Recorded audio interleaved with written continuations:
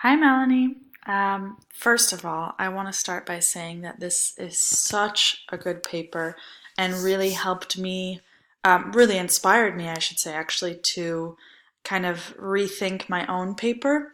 Um, I'll go through each of the comments, but I did want to just start by saying that I love how you organized it.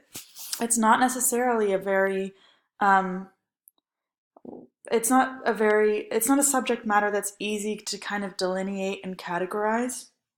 And by no means did you do so in a way that lessened what you're talking about, but you provided a framework and a context for a subject that's not so easy to grasp, that's really straightforward and really well organized. And that was, yeah, I can tell that you've been doing this, and it's really, really well done.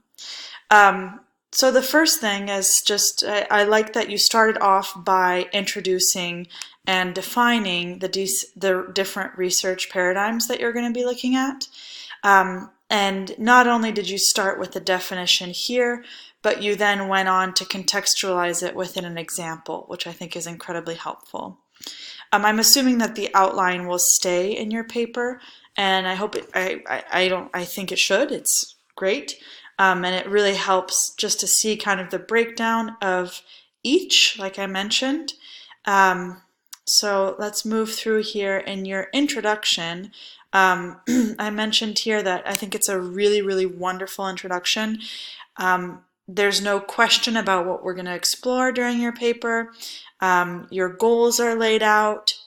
I love that you started with this really, really straightforward quote from Dr. Gula about defining exactly what I was just talking about, kind of the variable nature or without sounding pejorative, vague nature of what SOCA and value creating education might look like.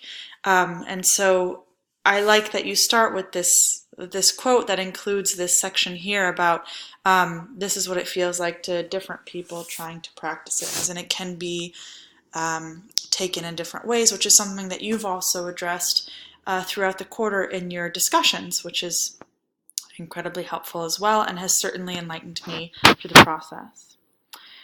So moving through here, um, yeah, I do. I did. You actually addressed this also in the conclusion, which I'll come back to.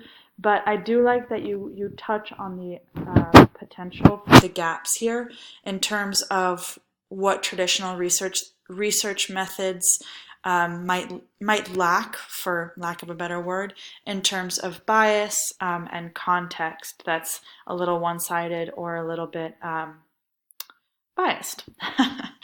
And so, yeah, I thought that this introduction was amazing. I know Nozomi said no small things, but just FYI, there's this little errant um, period on page 3 in the first paragraph, 1, 2, 3, 4, 5, 6 lines down. Um, yeah, so I like that. I guess when I was starting to read this, I thought, okay, Melanie is going to explain each of these in each of the subsections, but it's actually incredibly helpful that you explained them in the introduction. I'm sure that just about everybody else in this class knows what each of them mean, and I'm probably the only one who didn't, but as the only one who didn't, I want to thank you for explaining them because it was really helpful, especially axiology. And the ontology as well. And I also like how you bring in the other quotes as your own kind of research and your own comment on the research. And then let's move down to each of your sections. So I know I already mentioned that I like how you've broken this down and how clear it is. Within each section, I like that you start with an introduction, then put in a quote, and then kind of conclude by explaining the quote and explaining yourself a little more. I know that some of the other ones might not have been fully fleshed out, but I can see that that's kind of the map. Well, I hope that's the map that you're going for. That's how I'm understanding it. But if it's not, that's obviously it doesn't mean it's bad or anything. Um, just in case you need my approval. um, yeah, so I really like the way that you've brought this in and kind of brought in different sources too to solidify your point. and always really, really clear and on-topic citations and quotes that you've used.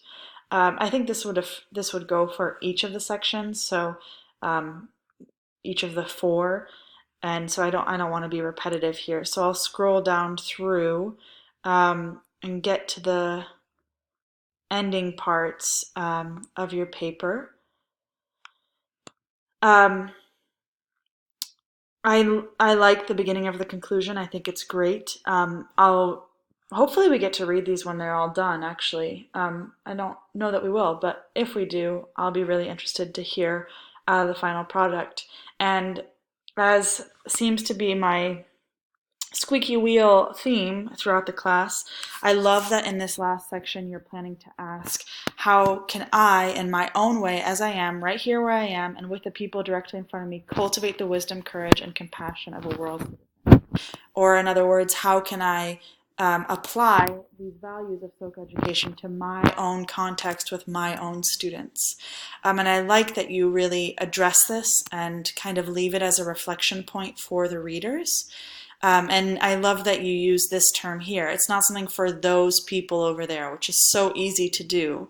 But I like that you really contextualize it with your own thinking through this quote. So like I said, all in all, I think this is a wonderful paper. I have to say I really don't feel like I'm in any kind of position where I can offer some substantial critique. I read through this and I'm interested and I'm engaged and I feel like it's clearly laid out. So I don't really have any feedback for you beyond just that I think you're doing a really, really great job, and it's great organization, great structure, great diversity in the quotes as well. So congratulations, and I hope that you enjoyed writing it just as much as I enjoyed reading it. Have a great day. Bye, Melanie.